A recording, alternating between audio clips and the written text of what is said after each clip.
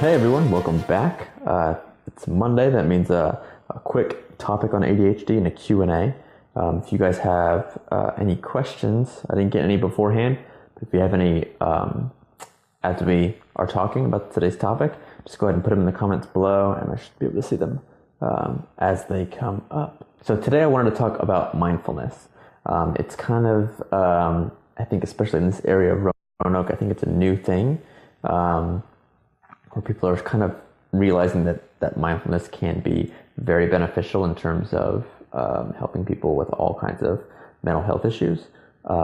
As you all know, I have ADHD. And as you don't know, I have a mindfulness practice and have been doing this mindfulness practice for, I would say, probably all since the beginning of the summer. Let me just adjust this real quick.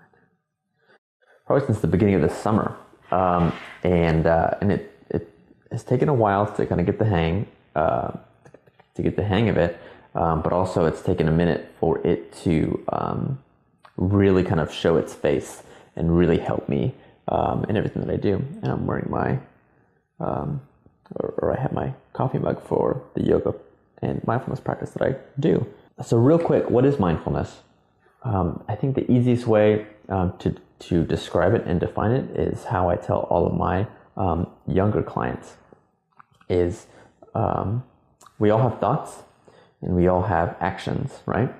What mindfulness does is it gives us space in between. Okay, so for the typical ADHDer, the thought and the action are right next to each other, right? That's why we're so impulsive, emotionally, physically, talking out of turn, getting up and walking away while we're in class, seeing something that catches our eye and kind of looking to it.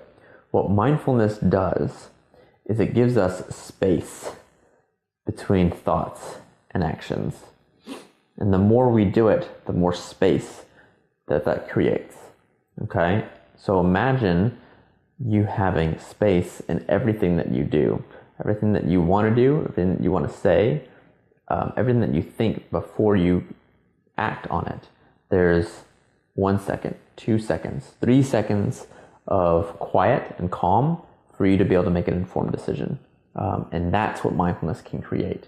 That's what mindfulness has given me, and it's helped me in literally everything that I do. I'm wearing my Barbell Life shirt. I lift, and I have taken my mindfulness practice under the barbell to all of my lifts to help me kind of get more focused, more in tune with what's going on in my body, and just to focus on the very present moment, that space, to be completely present and focused in that space. And it's helped a lot.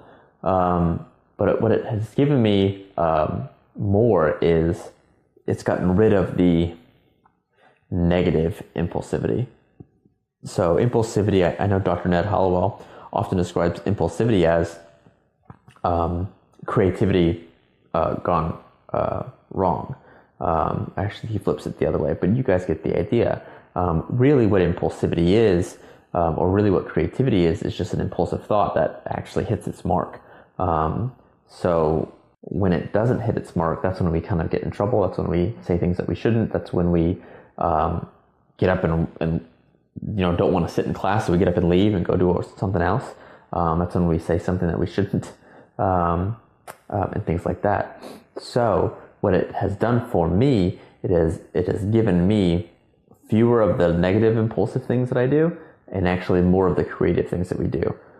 This week I just spent 4 days in North Carolina with at a mentorship to kind of become a better businessman, coach, therapist.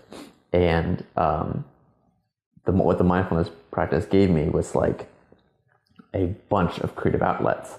And I was much more in tune with myself and my impulsivity and my creativity, that I was able to kind of come up with new ideas and things that could help me and my clients and things like that. So I was able to have that pause and that space to be able to act on those things.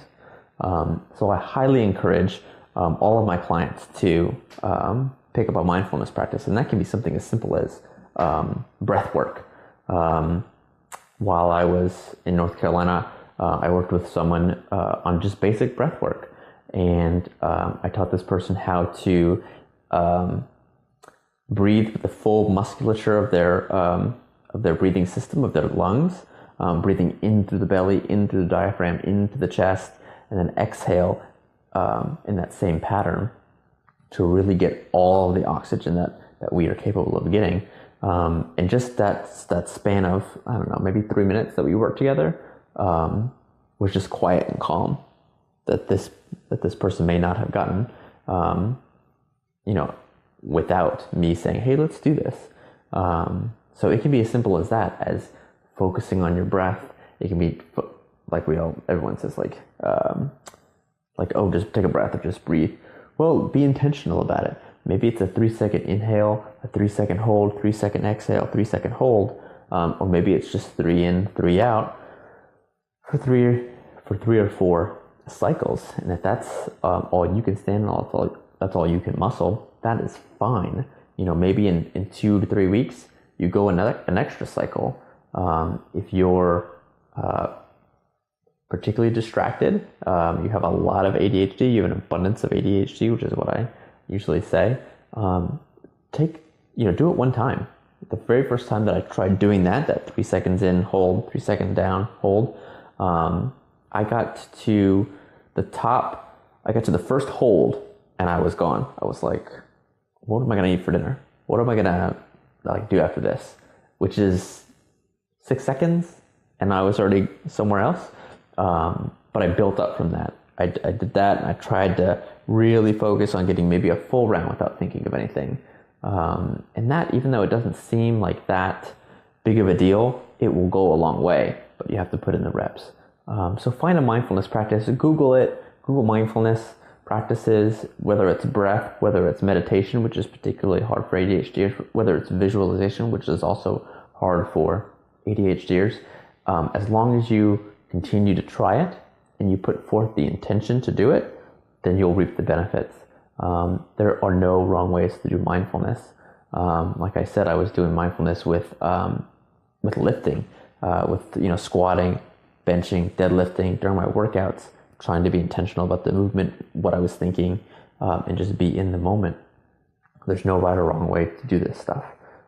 So that's it. Go find something to do. Comment below if you have questions about it. I'm super open and excited to be kind of sharing my progress and my practice with other people. So if you have ideas or other things that you'd like to talk about in terms of this mindfulness or really anything ADHD related, comment below and let me know. I think next week we'll talk about coffee and stimulants. That'll be good for us and good for you guys, especially you students. If you guys have any other questions, comment below, shoot me a message, and I'll answer it on the next Monday. And feel free to share that I'm doing these Q&As. Anyone can come in, ask questions. Happy to help and do this for you guys. All right, that's it from me, guys. We'll see you next week.